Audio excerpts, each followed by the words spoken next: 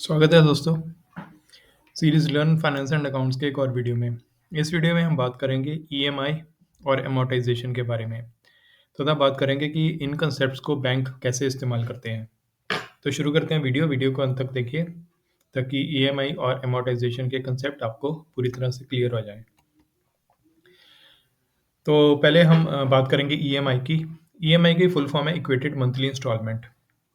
वो monthly instalment हर महीने जो इंस्टॉलमेंट पे करनी है, इक्वल इंस्टॉलमेंट यानी कि हर महीने जैसे इंस्टॉलमेंट होगी 10,000 तो हर महीने 10,000 पे करना है, जनवरी में भी, फरवरी में, मार्च में भी। जो ईएमआई बनेगी वो इक्वल होगी और वो हर महीने पे करनी होगी। इक्वेटेड मंथली इंस्टॉलमेंट इसलिए क्योंकि हमने कोई लोन लिया होगा तो हम उस लोन को चुकाने के लिए लोन का प्रिंसिपल और उसके ऊपर जो लग रहा इंटरेस्ट यानी कि ब्याज, वो चुकाने के लिए हम एक ईएमआई पे करेंगे, इक्वेटेड मंथली इंस्टॉलमेंट पे करेंगे। तो ये इक्वेटेड मंथली इंस्टॉलमेंट है क्या चीज़? आप जानते ही हैं कि आज की डेट में हम कुछ भी चीज़ हमें चाहिए होती है, जैसे मकान चाहिए या कार खरीदनी हो या हमने किसी फॉरेन ट्रिप पे जाना हो या कहीं घूमने जाना हो और या इवन के मोबाइल तक खरीदना हो या और कोई अप्लायंसेस खरीदने हो, जैसे टीवी खरीदना है या और कोई घर के अप्लायंसेस खरीदने हैं, तो उसके लिए हम लोन लेते हैं। तो लोन लेके हम ये चीज़ें परचेज़ करते हैं, पर अगर हमने लोन लिया तो हम उस लोन को चुकाएँगे भी और उस लोन का सिर्फ़ प्रिंसिपल नहीं चुकाएँगे बल्कि उस पे लगा हुआ ब्याज, इंटरेस्ट भी चुकाएँगे। तो बैंक एक तरह से हमें ईएमआई बना के देता है कि आपको हर महीने इतना अमाउंट चुकाना है। अब ये ईएमआई कैसे काम करती है और ये कैसे कैलकुलेट होती है? तो ईएमआई की फुल फॉर्म जैसे आप जानते हैं, इक्वेटेड मंथली इंस्टॉलमेंट, हमने पहले बात की। तो ये मंथली इंस्टॉलमेंट होगी जो हमें हर महीने पे करनी होगी क्योंकि हमने बैंक से लोन लिया है। तो बैंक हमें बता देगा, एक डेट फिक्स कर देगा, जैसे हर महीने की 2 तारीख या 5 तारीख या 10 तारीख या 7 तारीख, कि आपने हर इस डेट को हर महीने इतना अमाउंट पे करना है। फिक्स्ड अमाउंट है, जैसे हर महीने 10,000 या हर महीने 20,000, जो जनवरी, फरवरी, मार्च में सेम अमाउंट आपको पे करना होगा। कब तक पे करना होगा? जब तक पूरा का पूरा लोन चुकाया ना जाए। जैसे ही लोन चुकता हो जाएगा, तो हम ईएमआई को बंद कर देंगे या बैंक हमसे पैसे वसूल करने बंद कर देगा। तो ईएमआई तो कांस्टेंट होती है, ईएमआई तो हर महीने इक्वल होती है, लेकिन उस ईएमआई में क्या चीज़ें 2 कंपोनेंट्स होंगे। क्या? एक हम प्रिंसिपल चुका रहे हैं और एक हम ब्याज चुका रहे हैं। यानी कि बैंक अगर हमसे वसूल कर रहा है 10,000 हर महीने, तो इसका मतलब है वो जैसे कुछ प्रिंसिपल भी ले रहा है हमसे, कुछ ब्याज ले रहा है। जैसे वो 5,000 ले रहा है प्रिंसिपल का और 5,000 ले रहा है ब्याज का, तो टोटल हो गया 10,000। तो ये हर महीने प्रिंसिपल और इंटरेस्ट कम होता जाएगा, प्रिंसिपल बढ़ता जाएगा और इंटरेस्ट कम होता जाएगा। क्योंकि हम लोन चुका रहे हैं, तो प्रिंसिपल कम बच गया जो हमने चुकाना है, तो उसके ऊपर ब्याज भी कम लगेगा। तो हर महीने जो 10,000 हम पे कर रहे हैं, वो उसके 2 कंपोनेंट्स होंगे, उसके 2 हिस्से होंगे। एक होगा प्रिंसिपल का हिस्सा जो हम चुका रहे हैं और एक होगा उस पे लगने वाला ब्याज। हर महीने प्रिंसिपल का हिस्सा बढ़ता जाएगा और ब्याज का हिस्सा कम होता जाएगा।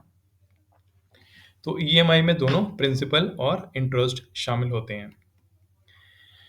शुरू-शुरू में जब हम लोन चुका रहे हों, तो पहले महीने या दूसरे महीने, पहले महीने सबसे ज़्यादा से ज़्यादा हम इंटरेस्ट पे करेंगे। हमें ज़्यादा इंटरेस्ट पे करना पड़ना पड़ेगा क्योंकि जो हमारा प्रिंसिपल है, वो पूरा का पूरा भी रहता है। तो उस प्रिंसिपल पे ब्याज कैलकुलेट करेंगे तो ब्याज बहुत ज़्यादा आएगा। तो जो हम 10,000 दे रहे हैं जैसे हर महीने, तो उसमें से ज़्यादा बड़ा हिस्सा इंटरेस्ट का होगा। जैसे 9,500 तो हमने इंटरेस्ट ही दे दिया, सिर्फ़ ₹500 प्रिंसिपल चुकाया। अगले महीने ये 9,500 जो हमने इंटरेस्ट दिया था, वो कम हो जाएगा, वो रह जाएगा 9,300 या 9,200 और बाकी प्रिंसिपल का कॉम्पोनेंट बढ़ जाएगा, प्रिंसिपल का हिस्सा बढ़ जाएगा। तो ऐसे ही हम ईएमआई चुकाते रहेंगे और हर महीने चुकाने वाली ईएमआई में प्रिंसिपल और इंटरेस्ट का कॉम्पोनेंट कम होता जाएगा या बढ़ता जाएगा। जैसे-जैसे लोन खत्म हो रहा है, जैसे-जैसे लोन खत्म हो रहा है तो प्रिंसिपल पे हो रहा है, प्रिंसिपल को हम पे कर रहे हैं, चाहे कम ही पे किया हमने पहले महीने, दूसरे महीने, तीसरे महीने, कुछ ना कुछ प्रिंसिपल पे कर दिया, तो उसपे लगने वाला इंटरेस्ट कम हो जाएगा। तो ये होता है ईएमआई। अब ईएमआई किन 3 चीज़ों पे निर्भर करती है, वो है लोन अमाउंट। जैसे लोन हमने लिया 5 लाख रुपए, तो उसकी पे ईएमआई होगी, जैसे सपोज़ ₹5000 ₹5000। लोन लिया हमने 10 लाख रुपए, तो उसपे ईएमआई ज़्यादा बढ़ेगी, ईएमआई 10,000 हो जाएगी हर महीने। तो अगर लोन अमाउंट कम होगा तो ईएमआई कम चुकानी पड़ेगी, अगर लोन अमाउंट ज़्यादा होगा तो ईएमआई ज़्यादा चुकानी पड़ेगी, ये तो बड़ा क्लियर है। अब डिपेंड करता है, दूसरी चीज़ ये डिपेंड करती है इंटरेस्ट रेट पे। अगर इंटरेस्ट रेट तो सिर्फ 5% देना है तो ईएमआई कम बनेगी, अगर इंटरेस्ट रेट हमें 10% देना है तो ईएमआई ज़्यादा बनेगी। तो जैसे-जैसे इंटरेस्ट रेट बढ़ता जाएगा, वैसे-वैसे ईएमआई भी बढ़ेगी। तो ये दूसरा फैक्टर है जिस पे ईएमआई निर्भर करती है। पहला फैक्टर है लोन अमाउंट और दूसरा फैक्टर है इंटरेस्ट रेट।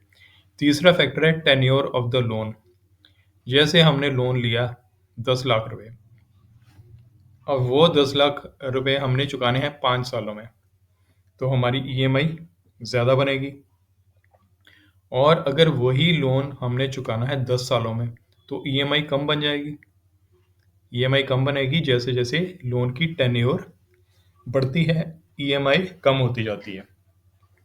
तो ये 3 फैक्टर डिपेंड करते हैं, इन पे डिपेंड करती है कि ईएमआई कितनी कैलकुलेट की जाएगी। अब ईएमआई कैलकुलेशन कैसे होती है? बैंक ईएमआई कैसे कैलकुलेट करते हैं? बैंक के पास तो कैलकुलेटर होते हैं बड़े-बड़े, वो तो कंप्यूटर पे भी कैलकुलेट कर लेते हैं। लेकिन हमें फ़ॉर्मूला भी पता होना चाहिए कि ईएमआई कैसे कैलकुलेट करेंगे बैंक। तो ईएमआई कैलकुलेट करने का फ़ॉर्मूला है ई, जैसे ईएमआई को बोलेंगे E is equal to P, P is principal, जितना लोन अमाउंट हमने लिया है लोन। जैसे 5 लाख लोन लिए तो 5 लाख आएगा यहाँ पे, 10 लाख लिए तो 10 लाख आएगा। तो P इज़ प्रिंसिपल अमाउंट। उसके बाद इंटू R, R क्या है? Rate of interest. जैसे रेट ऑफ इंटरेस्ट 10% है तो यहाँ पे 10% आ जाएगा, 5% रेट है तो 5% आ जाएगा। Into 1 plus r raise to power n divided by 1 plus r raise to power n minus 1। तो ये है फॉर्मूला ईएमआई का, ईएमआई कैलकुलेशन का फॉर्मूला। अब हम देखते हैं ये कैलकुलेशन एक एग्जांपल के साथ। तो सपोज किसी बोरोवर ने लोन लिया बैंक से 10 लाख रुपया, और रेट ऑफ इंटरेस्ट बैंक जो चार्ज कर रहा है वो है 10.5%, 10.5% एनुअल रेट। और ये लोन लिया गया है 10 सालों के लिए, यानी कि 120 महीने के लिए। तो उसकी ईएमआई कितनी बनेगी? ईएमआई, आप सबसे पहले तो समय बिल्कुल समझ आ गया कि ईएमआई 120 महीने के लिए, यानी कि 10 सालों के लिए हर महीने ईएमआई पे करनी पड़ेगी, देनी पड़ेगी हमें। तो वो कैलकुलेट करेंगे फॉर्मूला लगा के, तो ईएमआई बनी हमारी 13,493, 13,493। ये ईएमआई हमने पे करनी है 120 महीने के लिए, और 120 महीने में पूरे का पूरा लोन अमाउंट और पूरे का पूरा प्रिंसिपल प्लस इंटरेस्ट चुकता हो जाएगा, वो चुका देंगे। अगर हम कैलकुलेट करें 13,493 को 120 से मल्टीप्लाई करें तो ये 10 लाख से ज़्यादा आएगा। 10 लाख से ऊपर का हिस्सा जो है वो है इंटरेस्ट का हिस्सा, और 10 लाख है प्रिंसिपल।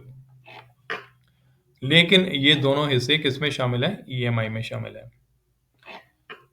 अब ईएमआई के लिए बैंक आपको एक चार्ट बना के दे देगा कि आपको हर महीने इतने पैसे जमा करने हैं, और हर महीने इतना आपका इंटरेस्ट होगा, इतना आपका प्रिंसिपल होगा। तो ये टेबल होता है, एक तरह का टेबल होगा, उसे बोलते हैं अमोर्टाइजेशन शेड्यूल। तो ये टेबल बैंक आपको देता है जब आप लोन लेंगे, तो उसमें ईएमआई की अमाउंट लिखी होगी। अब ईएमआई की अमाउंट तो हमेशा सेम रहेगी, जनवरी में भी वही है, फरवरी में भी वही है, मार्च में भी वही है। तो ये पूरे का पूरा लोन के टेन्योर पे ईएमआई सेम रहेगी। लेकिन उसका जो ब्रेकअप है, उसके जो 2 हिस्से हैं, वो है principal component plus interest component. यानी कि प्रिंसिपल का हिस्सा भी हम वापस कर रहे हैं और इंटरेस्ट का हिस्सा भी वापस कर रहे हैं, लेकिन प्रिंसिपल हर मंथ के साथ बढ़ता जाएगा और इंटरेस्ट हर मंथ के साथ कम होता जाएगा। जैसे टोटल आपने 10,000 दिए जनवरी में, उसमें से 9,000 आपने दे दिया इंटरेस्ट, 1,000 दे दिया प्रिंसिपल। तो 9 प्लस 1 10 हो गया। अगले महीने आप पे कर रहे हैं ईएमआई, आप पे कर रहे हैं 10,000, लेकिन उसमें से इंटरेस्ट का हिस्सा पिछले महीने से कम हो जाएगा। 9,000 पहले पे किया था, अब आप 8,800 पे कर रहे हैं और प्रिंसिपल पहले आपने पे किया था 1,000, अब आप प्रिंसिपल कितना पे कर रहे हैं? 1,200 रुपये। यानी कि दोनों कंपोनेंट में चेंज होता रहेगा हर महीने। तो ये इसको कहते हैं एमोर्टाइजेशन शेड्यूल। चार्ट होता है एक तरह का, टेबल होगा एक तरह का। कैसे होगा दिखने में? ऐसे होगा। ये है फॉर्मेट एमोर्टाइजेशन टेबल का। इसमें लिखा होगा मंथ जनवरी, फरवरी या फर्स्ट मंथ या सेकंड मंथ, थर्ड मंथ, ये महीने आ गए। ये ईएमआई 10,000 10,000 10,000 ये कांस्टेंट रहेगा हर महीने। प्रिंसिपल कंपोनेंट क्या होगा? ये बढ़ता जाएगा, ये बढ़ता जाएगा और इंटरेस्ट कंपोनेंट होगा कम होता जाएगा। और लास्ट इसका कॉलम है ड्यू आउटस्टैंडिंग, यानी कि आपने लोन लिया था 10,000, पे कर दिया इस महीने 10 लाख रुपए आपने लोन लिया था, पे कर दिया आपने 10,000, तो बच कितना गया वो यहाँ पे लिखा होगा, वो यहाँ पे लिखा जाएगा। तो हर महीने के लिए आउटस्टैंडिंग लिखा जाएगा। तो ये था ईएमआई और एमोर्टाइजेशन के बारे में पूरी जानकारी। उम्मीद है आपको ये वीडियो पसंद आया होगा। अगर आपको ये अच्छा लगा तो लाइक का बटन प्रेस कीजिए, बेल आइकन को दबाइए, चैनल को सब्सक्राइब कीजिए ताकि आपको इस चैनल पे बनने वाले हर वीडियो के बारे में जानकारी मिलती रहे। और इस वीडियो को अपने दोस्तों के साथ शेयर करना ना भूलिए। हम मिलते हैं किसी अगले वीडियो में एक और टॉपिक के साथ। टिल देन, तब तक के लिए बाय और अपना ख्याल रखिए।